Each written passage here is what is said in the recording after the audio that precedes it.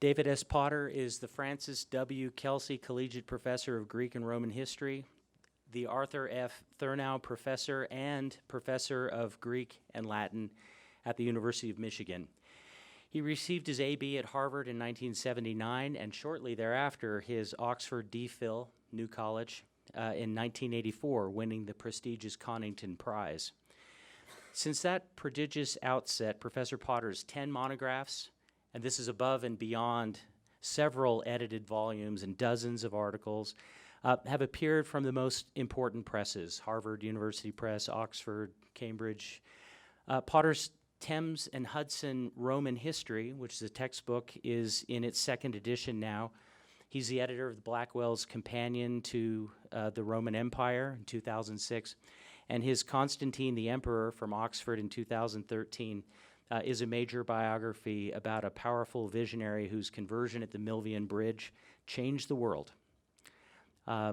His book, Victor's Crown, is a history of ancient sport from Homer to Byzantium, Oxford University Press, 2011. According to one reviewer, quote, "Few scholars would attempt a work of such chronological and geographical scope, let alone accomplish it in such fine fashion." Potter's most recent monograph is out this year, The Origin of Empire, Rome from the Republic to Hadrian, from Harvard University Press. He's developed at least two important, very popular, and very big courses at the University of Michigan, the course on pagans and Christians and the course on ancient sport. Though perhaps you too have learned from Professor Potter already at some point in your past. Aside from his many influential publications, he's appeared rather ubiquitously in television and news media, from the History Channel to the Today Show, discoursing on his specialties of ancient sport or on applicable lessons from Roman history. Who was better equipped to comment on Ridley Scott's Gladiator or on the history of cheating at the Olympic Games? Who better to remind us that, quote, democracies can and have failed? I can attest from personal experience how thoroughly, how perfectly Professor Potter meets the criterion of a great teacher. To be a lifelong learning memory in some student's life. To date, he's chaired 54 doctoral dissertations and nearly as many committees to boot. Countless undergraduates and graduate students have been taught in his lecture halls, classrooms, and face-to-face tutorial sessions. Like many important men, Professor Potter married up. His wife is Ellen Bowerly, who to my eye is David's intellectual equal. They're partners in one of American academia's most prodigious power couples, as she is the executive editor and senior acquiring editor for classics, archaeology, et cetera, at the University of Michigan Press. David and Ellen are proud parents of two really charming daughters. I'll say proud because he slipped in a mention of his daughters just a minute ago. They each enjoyed red letter days in May. He himself is a gentleman and was to begin with, but I think that fatherhood and parenting have tempered him very nicely through the years that I've known him. David is a knowledgeable critic of football. The day after his New York Giants took Super Bowl 21, he gloated in class, saying something I vaguely recall about a cyclum novum. I was a little too weary from reading all those Cicero letters and everything else assigned on our backbreaking syllabus for Super Bowl weekend to mark the precise wording of his gloat. Potter served for years on the University of Michigan the Faculty Senate Oversight Committee for Football, and he's recently shared with me insightful, but perhaps in polite company, not fully repeatable observations about recent coaching in the school's storied languor. I know he admires former coach Lloyd Carr a lot, and I look forward to hearing his forecast about the Wolverines' 2019 season, but not in this hour. It's an honor indeed for us to welcome Professor Potter to our campus today to teach about the symbol and substance of Hadrian's Wall.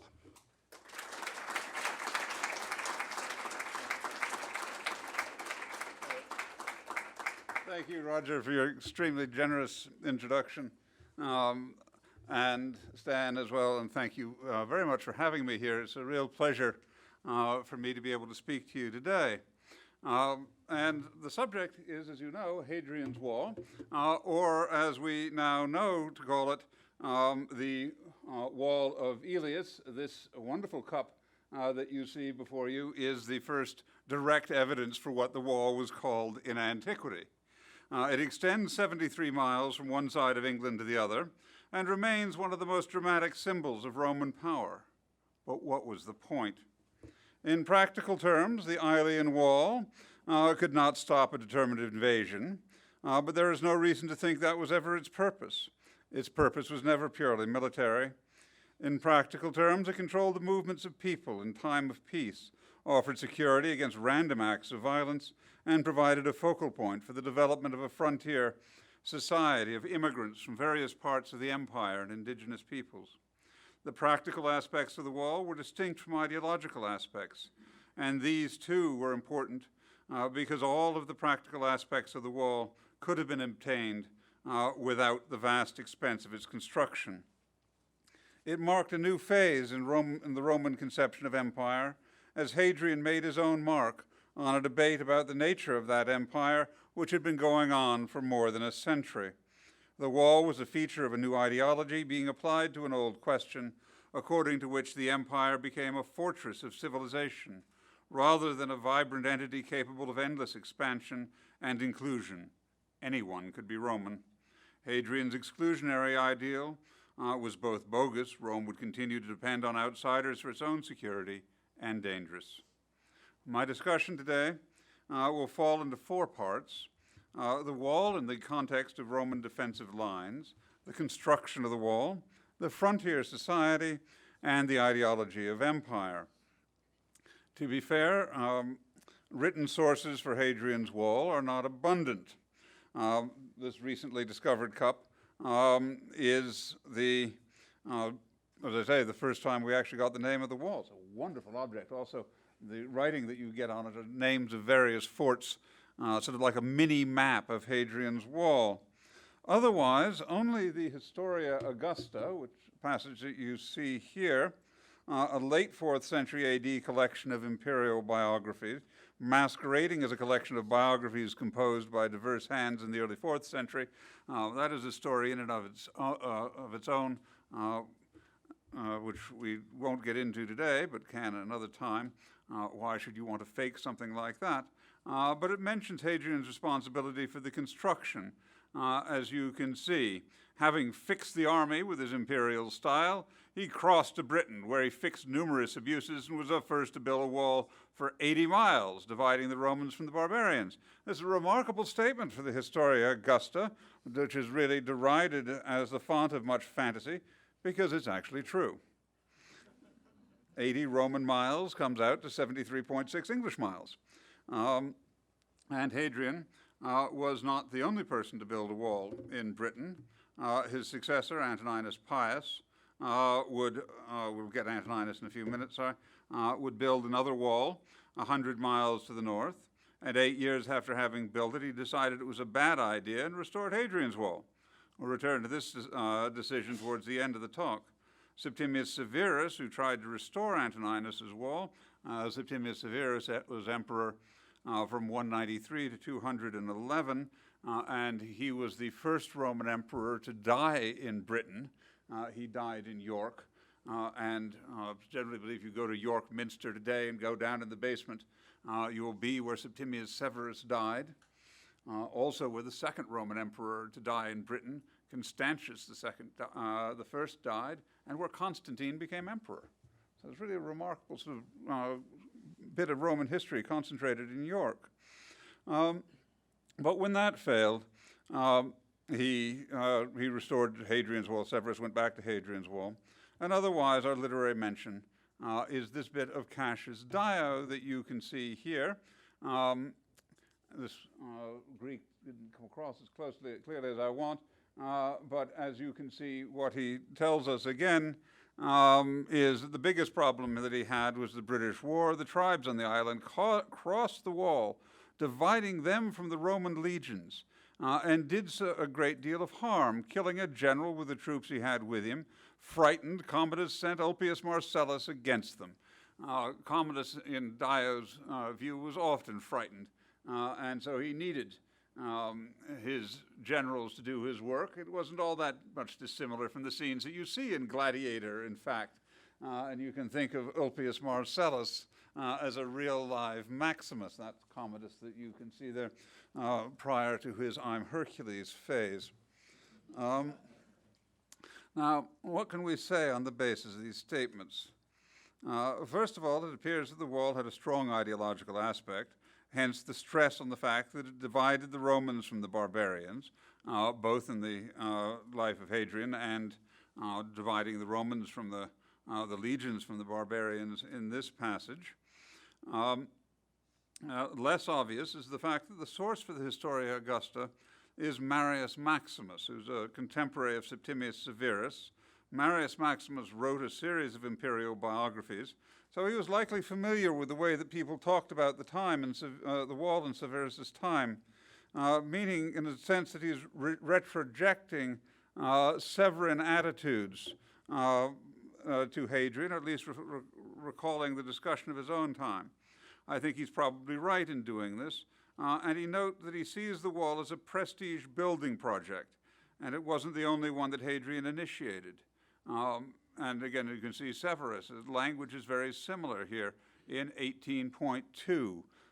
Most glorious enterprise was reign, a wall built across the island resting at both ends. Very similar language in both cases. Maximus was there to hear those discussions. But Hadrian was very keen on these kinds of building projects. In strategic terms, I think he understood that the frontier line was actually a sort of early warning system, so that legions stationed at some distance from the border could be summoned to meet threats as they emerged. And that's also true of frontier lines in the east and North Africa and north of the Rhine and the Danube. On those boundaries there, the defensive line in North Africa was begun by Hadrian. It consisted of a ditch of varying depth and width between two embankments and watchtowers and small walls along its length. These are all characteristics of the wall in Britain as well. This barrier would ultimately extend for 470 miles. And you can see it here. It hasn't been as sort of broadly discussed, but there's the line of the wall, right, of the ditch right there, and there's a Roman camp behind it. We have no literary reference to this at all, except until we get into the 5th century, where we have this passage here of the Emperor Honorius ordering people to go and take care of the boundary wall, which they're clearly not interested in doing, and telling the people that if they don't look after their wall, he's going to give it away to veterans who deserve it, and they'll no doubt take better care of it. And they did, but the language there indicates that they're not committing a lot of Roman troops originally to defending the wall here, but it's up to the local communities to keep the defensive lines up and going. When we turn to the German limes north of the Rhine and the Danube, we again see that they're very similar to Hadrian's wall, a palisade mounted on top of a mound thrown up south of the ditch with regular watchtowers and small forts. Here also the garrison would be formed from local militia. The situation on the Danube, that is on the Rhine, it was local militia. On the Danube, the situation was in flux. Cassius Dio tells us in the reign of Marcus Aurelius, 20,000 Romans were stationed in forts north of the Danube. Again, they're sort of seeing these as early warning systems in Central Europe. The way the system works is best illustrated by the terms of treaties made in the reign of Marcus Aurelius and Commodus at the end of the 2nd century with these tribes.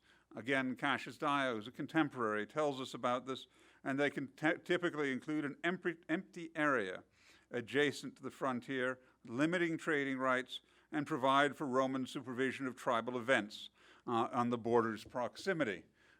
And then providing the opportunity for people to make up spectacular stories about themselves later, because Septimius Severus wanted to prove that he was better than Marcus Aurelius, so he claimed that he was responsible for an astonishing miracle where the lightning struck barbarians plotting north of the frontier that he had perceived with the genius of his own mind.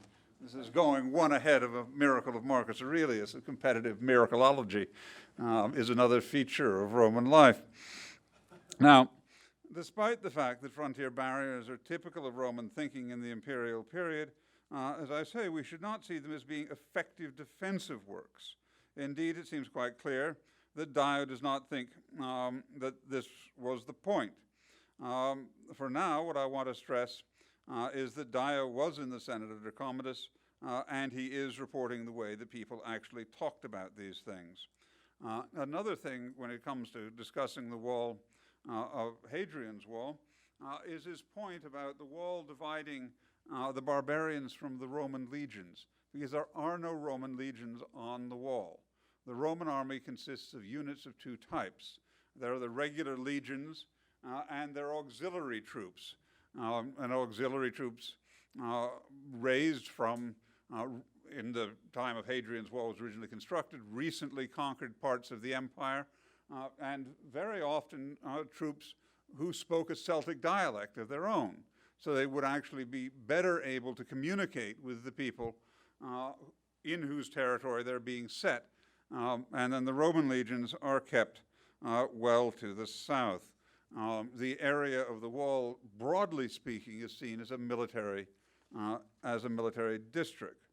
Now, the line of the wall, which runs from appropriately named Wall's End on the Tyne to the shore of the Solway Firth, followed a line that became the northern boundary of the Roman province in the previous 30 years. In 83, the then governor Julius Agricola led a swashbuckling campaign into the Scottish Highlands, which you can see here going all the way up into the north. And we know about this in considerable detail because he was the father-in-law of the great Roman historian Tacitus, who wrote a short book about him. Claiming to have conquered the whole island, a point that was supported by a snotty comment on the part of his son-in-law, who was highly critical of the subsequent decision by the Emperor Domitian to pull back from the forward line to the forts that Agricola had built up on the edge of the Highlands, establishing a line from the Firth of Forth to the Firth of Clyde. And in fact, you get another sort of sense of the sort of campaign of Agricola in this astonishing document here. This is one of the many bark tablets that come from Vindolanda, Roman fort supporting Hadrian's wall. And in this case, you can see somebody commenting in very unkind ways on the Britons. They're unprotected by armor, they have very many cavalry. Cavalry don't use swords, nor do the wretched Brits mount in order to throw javelins. In other words, they can't fight like Roman cavalrymen, and you sort of get a sense of a Roman officer describing something. It's writing back home, this is these people were fighting at this time. Really contemporary with Agricola's campaigns here. And then we have Domitian, in this case, and you can see our two lines. This is the one that was originally favored by Agricola, and then it was pulled back by Domitian down here. So there was really a sort of conflict in the Roman mind as to where you should build this wall. Antoninus Pius goes up to the line proposed by Agricola and abandoned by Domitian to bring the garrison back. And then, as you can see, Tacitus, in his beautiful Latin, Predomina Britannia et statimo missa. Tacitus could say more than 5 words, and most of us can say in 5,000. So I won't be going on that long today anyway. But there he is, blew it on that occasion. Now then, it is by Domitian that the wall was established in the area that where Hadrian would build it.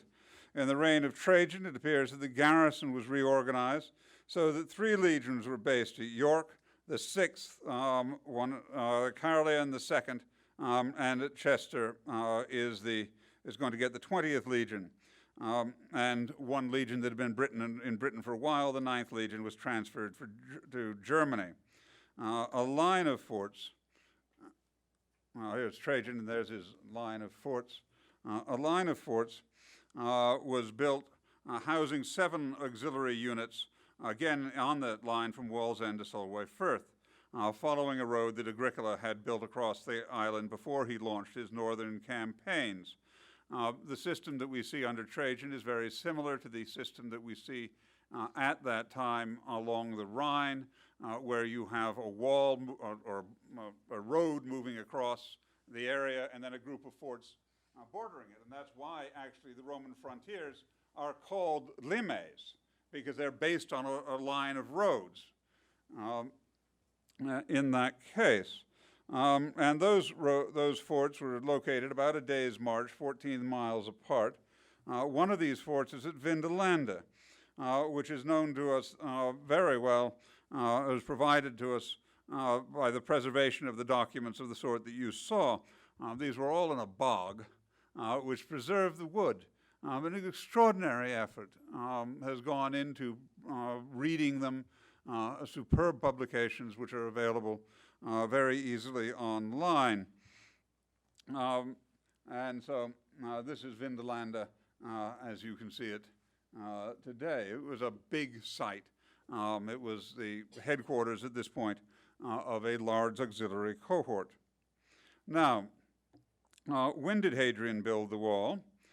We know that he visited the island in 122, and thus the most likely time for the construction to begin was while he was on the island. The wall took time to build, and there was a change of plan when it was partially complete. Originally, the western portion of the wall was built in turf rather than stone. This was actually changed before the death of Hadrian. To refer to the finished wall as sort of Hadrian's wall is also something of a misnomer. Taken as a whole, what Hadrian built was a barrier zone, as I say, consisting of two parts, a ditch and a wall. And we can see various component parts of it. Along the wall, which was 15 feet high, there were 80-mile castles, which are very small fortlets, which could hold about a dozen men, occasionally one of them being a cavalryman. And you can see the remains here of a mile castle and reconstruction of them. And then there were, between the mile castles, were turrets, usually two. There are a total of 158 of these turrets, which would hold a couple of men and are plainly observation posts. And you can see the remains of a turret right here. They're really very small things, and they're just go and hang out there. There are no cooking facilities, whatever. They clearly are just taking a man in from the mile castle, again, as a watch point. So you can see the point here altogether really is observation. You're not going to stop a large number of people from scaling the wall. You're just going to know that they're coming and duck, I think, quite likely when that happens. Another feature of the wall's original design was the absence of major garrison forts. At the time the wall was built, there were three placed north of the wall, but none actually on the wall itself. This was another design change in the course of the reign of Hadrian, when 15 forts were added to the wall at roughly 7-mile intervals. These forts, of which the best known is this one at Housteds, include a headquarters building, a hospital, housing for a commanding officer, granaries, barracks, buildings, and, all important, a latrine. That's especially important if you want to know what the Romans were eating. It's actually extraordinarily useful. There's also, as standard with any Roman base, a civilian settlement in the immediate vicinity. Troops from the unit are stationed in these places, man the smaller fortifications, or so it now appears. It was once held that the garrisons and mile castles were provided by militia, but finds of objects connected with the auxiliary cohorts from the forts and the absence of any evidence for militia suggests that these men, in fact, were professional soldiers, and there is, in fact, plenty of evidence for wide disbursement of troops from central garrison sites. So this really is a bit different from what's happening on the Rhine, what's happening in North Africa, because they're not giving it over to locals. But then again, as you can see, they can't even get the cavalry right, then why hire them anyway? That's sort of an interesting issue there. The troops themselves were originally recruited, as I've said, from the northern provinces of the empire, One of the units connected with, or the Celtic parts of the empire, one unit connected with Vindolanda is the first Tungrian cohort. That's a northern Gaul one. There's a Batavian cohort, very well known from Vindolanda, from the area at the mouth of the Rhine. A tombstone found in 1947 introduces us to a man, we'll get back, named Dagavelde, who participated in the building of the wall. You can see that right there. There's his name right up here, Dagavelde, and he lived for, it breaks off what it's telling you how long he actually lived. After the wall was reestablished as a principal defensive zone following the abandonment of Antoninus Pius, most of the northern gates of the mile castles were closed permanently, and the causeways which had led north of them were closed differently. So there's a reconception of what was going on. And two new elements are added into it, which you can see here is another ditch. And this, again, serves to control who's going north from the wall. Again, it's looking like the Roman interest is in controlling trade in these cases. And there's also this, which shows up not all that well here, but that's another wall. That's, a road behind the wall. So this is all Antonine. Again, so we're back to this curious interest of funneling trade. Now, the wall was built by Roman soldiers, and our evidence for this comes from a scattering of inscriptions, which all look a bit like this. This is, of course, a modern reconstruction of the inscription, but they basically tell you who was there doing the work. And the first construction phase does appear to go from 122 to 124. The second construction phase seems to have been complete by 128. The theoretical garrison of the wall is 8,000 men. So 73 miles have on it just over a single Roman legion. Again, it's observation, not fighting, that we're looking for. But the wall was built by the legions. And these building inscriptions show us presence of cohorts 8 and 10 of Legion 20, Valeria Victrix, which is down in Wales. Cohort 10 of the 6th Legion from Benwalls of Wall's eastern end. The 6th Legion shows up at Bertus Wall in the Wall's western end. Again, a long way from York, the 2nd Legion shows up in the first phase of construction. This is an interesting one. This work of the Emperor Caesar, Trajan, Hadrian, Augustus, the legion built when Aulus Platorius Nepos was pro-praetorian governor. That's the longest of all of these texts. And Platorius Nepos, we know, was the governor from 122 to 125. We find even members of the fleet who were drafted into service. A text recalls that the centurion Considius Iuncinus, or another one, Trebonius Nepos, overseeing the work, the century of Epius Constans, or that of Manius Dexter. This is really a sort of all hands on deck sort of building project using everybody that's available, and then they're going to go back to their bases in the south. Now, in the last 40 years, we've been able to gain much greater insight into what the military society of northern Britain looked like from the wooden tablets from Vindolanda. In terms of the Roman army's economic impact, we see three main areas. One is connection with an international trade network. The second is the exploitation of local resources for military supplies.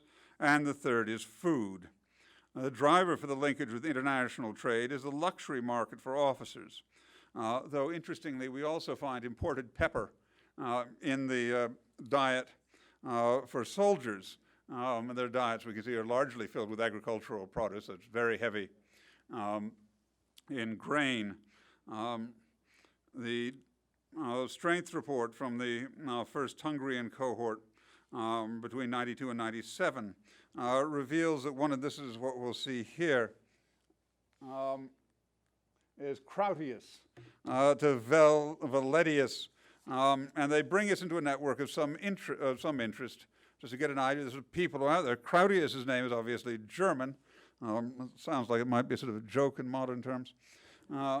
Valedius would seem to be a Latinized local term, and they call each other brothers, which in this case simply means friend. And I think friend is also a word for this woman that you can see down here, who's described as their sister, Thutina. That's another German name.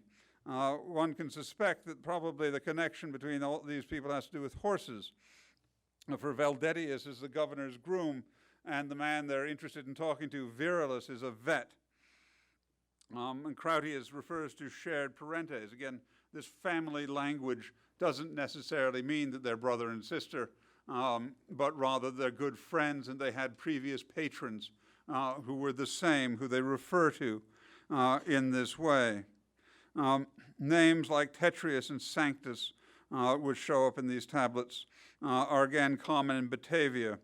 Other names, Andacaris, Gambac, Sautenus, are Gauls. Others come from further away. There is Gluco, who appears as a friend of a trader named Candidus, is Greek, and Trophimus, another Greek name, shows up on a scrap of wood, but we're not clear whether a Greek name actually means somebody from the Eastern Mediterranean or whether they are names that are given, they're common slave names. People will give names to their slaves in northern France, which sound like they come from much further away. And they're sort of obvious names like Paris, everybody knows, or Candidus, a famous Greek name, or Corinthus, showing up together. Another man is named Brigonius. At the higher level of society, we meet a man by the name of Claudius Super, who writes to Flavius Cerialis, who was one of the best-known people at Vindolanda, where he lived with his family for a long time. And you can see they're talking about their old friend Valentinus there, who's going to return from Gaul, duly approve the clothing. And then all of this clothing, that Cerialis and Super are talking about. There's a fairly big business that's going on there. In this case, he has 6 boys, and these are his slaves, because, again, a common term for slave is boy in the Latin of this period. Another letter reveals a dispatch of 50 oysters to Vindolanda from a supplier around London. Others give us a sense of the average life of average soldiers who have friends at different bases they can go see when they're on leave. Another text from an earlier period reveals the activity of a pair of military contractors supplying a lot of wheat to various units in the area over a period of several months. This reflects a civilian supply chain that came into existence to link the army with local producers. That is important because it shows the military administration knew it was a good idea not to have troops foraging for themselves. Yet another contractor who identifies himself as being from overseas had a problem. He was beaten, presumably by soldiers, and complains to the governor about his treatment. Flavius Cerialis, the commander of the 9th Batavian cohort, and here he is complaining. This is this man who complains that he was beaten. He was an innocent man. And how dare this happen? He expects the governor to take some interest in it. Flavius Cerialis, as I say, an interesting man. Like many of the officers under his command, as well as in the First Tungrian cohort, he's a recent recipient of Roman citizenship. In one letter, a subordinate named Masculus writes to him as Flavius Cerialis, his king. He would like Cerialis to send him some beer. There's been some debate about what this means. It is possible that back home he was a king. Flavius indicates that he received the citizenship probably sometime in the 70s or the 80s. It's the name of the dynastic family in Rome. But I think that's been shown to be unlikely by Jonathan McLaughlin, who shows that it's a joke. Which gives us an idea. I mean, why else you write? Hey, Flavius Cerialis, my king, send me some beer. One suspects possibly the author of this letter was still drinking when he wrote it. But nonetheless, it sort of gives us an impression that probably Flavius Cerealis is a relatively genial human being. Although wealthy, he seems to have lived with a substantial social distance from governors. He's nervous about dealing with governors in a couple of cases. He is on station with his wife, Sulpicia Lepidina, and at least one son, is on good terms with his immediate colleague, Aelius Brocchus, who commanded a fort near Vindolanda, and they seem to like to go boar hunting together. Brocchus's wife, Claudia Severa, was a friend of Sulpicia's and very proud of her ability to write. And so the earliest handwriting by a woman that survives to us in the Western European tradition is right there. It's a note that she had, as it says here, secondhand. I shall expect you, sister. Notice again, using these family terms to connote close friendship. I expect you, sister. Just make sure you get to my birthday party. Okay? But there she is. What emerges from these tablets is a picture of a society in transition. Romans mostly only talk to Romans, but they're dependent upon the community around them for basic infrastructure. They need food, they need metal, they need clothing that work in the climate. Most of the soldiers in northern Britain come from Celtic-speaking parts of the empire, as I say, so they can presumably communicate to some degree with the local population. I think very important that. Caesar's army, for instance, conquering Gaul, was largely recruited from southern France and northern Italy, and Celtic parts of the Roman world. The Romans are familiar with the notion that if you're going to be effective, your soldiers have got to be able to speak to the local population. There are also, as I say, signs that the population is gradually being drawn into the institutions of the occupying army, and other signs of soldiers acclimatizing themselves, something that's most obvious when they're making dedications to local gods. The names and purposes of those divinities can only have been revealed by locals. There are civilian settlements around the major fortresses. Soldiers retired where they'd served and formed families. I would now like to shift away from the life in the wall and look at what the wall tells us about developments in Roman policy. At a very basic level, it tells us that governors had a significant discretionary power in determining how they carried out their instructions. As we've seen, the wall was begun when Hadrian was in the area, and we may assume this notoriously detail-obsessed emperor approved the first set of plans. Certainly would have done it. The wall was going to be named after him. Those plans included the turf wall west of the River Irthing. The shift from turf to stone looks like it was done on local initiative. And this another technical fix at the same time as the fort at Bertelswald was redesigned. The decision to build forts on the wall, also likely the work of a governor, because we have no parallel to this elsewhere on the island, and it may be true this decision to use regular soldiers as opposed to the militias that were used in Germany. So it's all different here in Britain with these walls and the troops, the people involved. And so a governor deciding how this is going to work. The initiative to abandon Hadrian's wall and move the frontier north was made at the beginning of Antoninus Pius's reign. Pius was Hadrian's successor, and he became emperor in 138. And here we can again sense that the key actor was a governor here, Lollius Urbicus. Antoninus Pius was famous for never setting a foot outside of Rome. Hadrian had traveled all over the place. But he defeated Britain, or the British, through his lieutenant Lollius Urbicus, and he built a turf wall with the barbarians removed. But we don't know who decided to abandon the wall before Antoninus' death in 161. But again, it was probably a governor who convinced Antoninus the wall was a bad idea. And it remains that, received wisdom down to the time of Septimius Severus. So we're going to go fix Hadrian's wall. We're not going to go mess around with the one north of it. The decision was not unparalleled. Again, there can be various reasons why the Roman state may decide to change course. There are a number of other occasions where this happened. The province of Germany, which had been occupied under Augustus,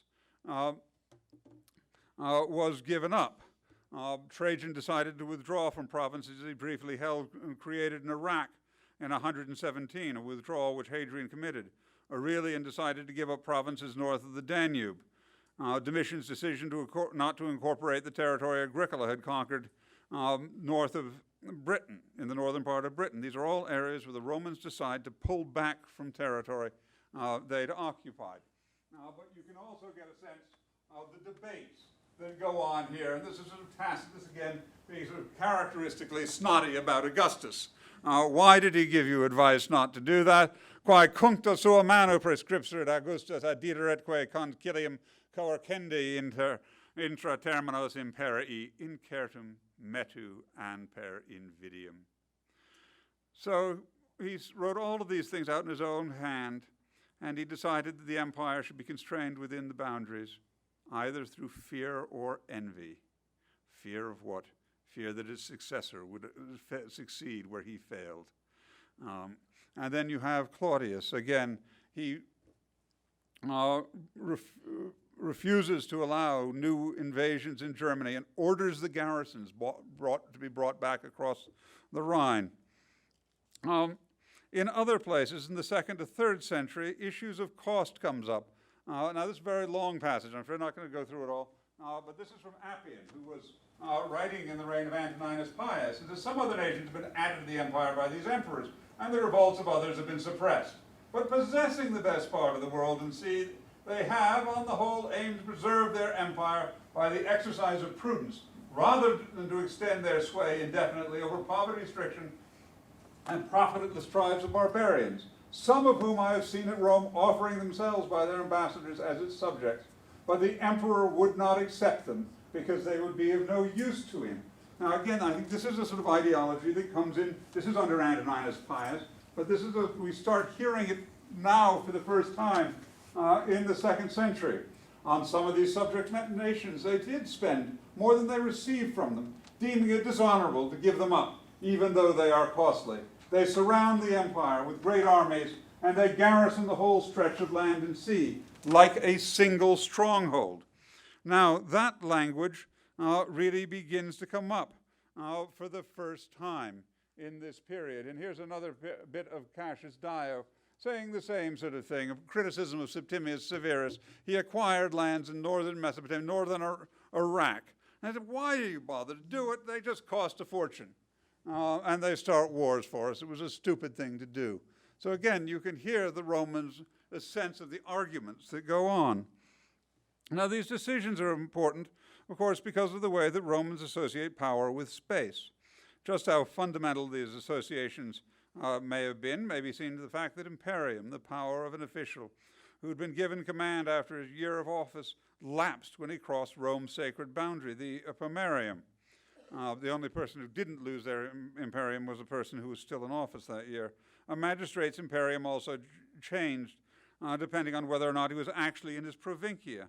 Before the 2nd century BC, provincia usually meant a task, and a magistrate's imperium was limited to this provincia, like go to war with Hannibal and survive. In the 2nd century, though, the word changes, so it also means the space within which a magistrate is permitted to act. According to a law passed probably in 116 BC, not quite sure, it's called the Lex Portia, it establishes a geographic definition of the Roman Empire as being a series of provincial territories. A magistrate was required to remain within his geographic provincia except when traveling to or from that provincia, or if allowed by statute to do otherwise.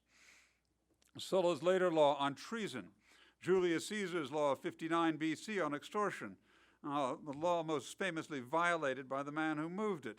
A governor who passed the boundary of his provincia without senatorial permission was liable to prosecution, unless he conquered Gaul, in which case, who cares? The definition of Augustus's dominant position in the state was that he could have greater imperium in whatever province of the Roman people he should come. Even if there could be considerable sleight of hand exercised by Caesar, he was still very conscious of the fact that he needed to justify his movement beyond the border of his provincia in 58 in his memoirs. One of the best lines in all of the first book of Caesar. He explains to a German chieftain that actually all Gaul is really Rome's province. They just hadn't bothered to occupy it. So now he's changing that, so shut up and do what I say. that started a war. Okay, governors in the imperial period were likewise bound by laws restricting their movement outside of provinces. Freedom to do so had to be contained in written instructions they received when they left Rome, or through later written instructions. There's a considerable back and forth that we can see, and we've seen it already in our evidence for Hadrian's Wall. Important as provincial boundaries were in Roman administrative practice, the thing that was lacking prior to the reign of Domitian was an effort to erect a physical barrier, an obvious physical barrier. Trade was restricted to certain points before this, but that is not the same thing as building a line of forts. Indeed, the view enunciated by Virgil in his Aeneid that empire should be without end implied the present boundaries could always shift, and Tacitus makes clear his view that the territories of the Roman client states counted as Roman for all intents and purposes, but he was completing his historical career as Hadrian was starting his career as emperor. Just as important in Roman thinking about empire was the possibility that anybody could be a Roman.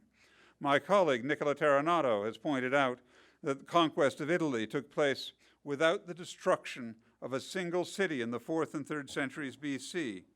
The destructions of Carthage and Corinth were notable breaks with tradition in 146 BC. The Roman aristocracy was remarkably open to outsiders. As Emma Dench has pointed out in her study of Roman citizenship, it began with the story that the original Romans were people who'd all moved to Rome from somewhere else. Philip V of Macedon lectured the people of Larissa and Thessaly about the openness of the Roman franchise in 217, probably, and the direction of Roman policy in Italy, as Professor Terranato has shown, was often followed the interests of nexus of aristocratic families, Roman and non or soon to be Roman. The decisive moment in Roman Republican history was in many ways a decision to grant Roman citizenship to all Italians, an act which brought a speedy end to an Italian civil war. Roman citizenship then spread in the provinces we've seen in the examples of our discussion of the people at Hadrian's Wall. What do we see next? When we look at the wall of, or the work, of Trajan at war in Dacia, they're building, people surrender to him, but they're there to be brought into the empire. They're defeated, but they're not massacred. What we see under Marcus Aurelius is very different. This is the change in the era. These are people who are the enemy. They're not potential Romans. It's all right to kill them. We're destroying their towns up there. Here again, the destruction of a village, execution of prisoners. It is a radical change. The shift in style represented between the columns of Hadrian and Marcus Aurelius is a result of an ideological shift finalized by Hadrianic policies of walling the empire in and the world out. As early as the reign of Antoninus Pius, we begin to hear of Rome as a fortress of civilization. We hear references to the borders as the walls of Rome. What difference does this ideological shift make in real terms? In some ways, perhaps not a great deal. The empire would still expand again when Severus took over parts of northern Mesopotamia, or Diocletian did later. But there was an increasing tendency to see outsiders as permanently non-Roman, even when they were well established in Roman service, especially so the Germans who came to play increasingly prominent roles in later Roman armies. That was in the long run a bad thing. Also, Roman frontier foreign relations did not become more pacific. If anything, they were less so.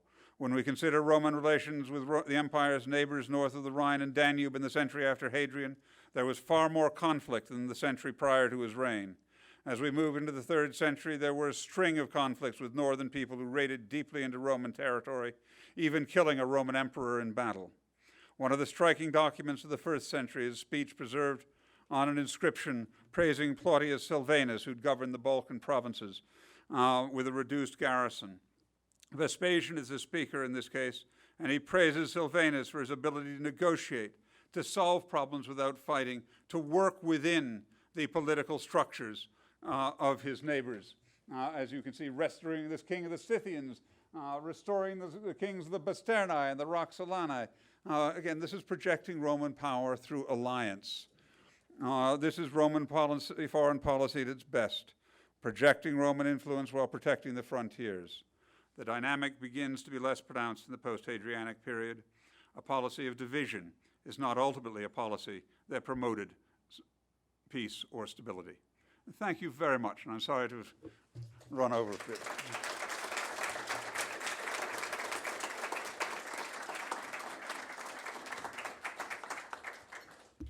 Okay, thank you. We know that some of you will have to go to class. If anyone would like to, Professor Potter is willing to take a few questions. Please, as normal, because we're recording this, come up and ask your question in the microphone. Tell us who you are, what you're studying, and then address your question. We'll go for about 10 minutes or so. Thanks. Hello, my name is Mariah Byington. I'm studying exercise science and a minor in international development. And my question is two-part. In your opinion, do you think that the wall was a good use of Roman Empire resources, and do you think it fulfilled its purpose ultimately? That's a really good question. I think it probably wasn't a very good use of resources. They could have accomplished the same thing with a lot less effort as they had previously. And it doesn't really seem to have ultimately fulfilled its purpose, because when there was trouble north of the wall couldn't keep anybody out. The battles that are fought in the province are always fought south of the wall. When emperors have to go there, such as Septimius Severus or Constantius I, they're doing so because the border's been badly breached and they've got to restore a line. So I think it was, ideologically, it's spectacular. You come down, you see this great big thing. It looks great, but I think in the end, it was not a necessary. It was not a necessary construction. You could have accomplished exactly the same thing with the auxiliary camps that you had there.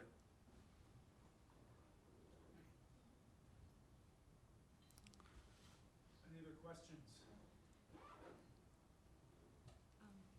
I'm Dancel Peterson, and I'm studying international relations. So you talked about one of the things in your intro is you say that you've studied history, and I love history. So how do you think all this information, this plenitude of information, and all these perspectives from these incredible individuals, how does it apply to America today?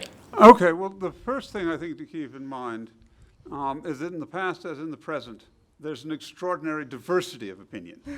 That one of the great things that we can do is listen to how other people argue. And we can learn from that above all else. And we can see that there were real questions as to what is the purpose of this thing. It's interesting that, by the time this gets back to your earlier question, the people refer to this as a prestige project. Not that it's necessarily a work of strategic genius. No, it looks great. We want to say that we're doing it. What we can also, I think, in a sense, is a sort of eternity, as it were, of certain questions about how do you relate to the people around you? What is your purpose? How open are you? How Roman can you be at the same time that you're also very conscious of the fact that you drink a lot of beer from Batavia? Right? There's a very open definition of Roman that we can see there, which includes being both an official and somebody who'd rather drink beer with his buddies, which is not you don't drink beer in Italy in this period. It's very much a Celtic cultural thing. So that you have this sort of idea that being Roman can incorporate aspects of a life that are not Roman is a critically important aspect of Roman society. And I think it was one of the reasons for the success of the empire is that the definition of what it meant to be a Roman citizen was incredibly flexible. You could be a Roman citizen and not speak Latin. You could be a Roman citizen and never have read Virgil in your life because you're living somewhere in Turkey. But you still see yourself as Roman. And that's really, I think, a critically important point to take away. That lines like those of Appian are ultimately not successful lines. Okay? All right. Thank you so much. Yeah. Okay, please join me in thanking Mr. Potter.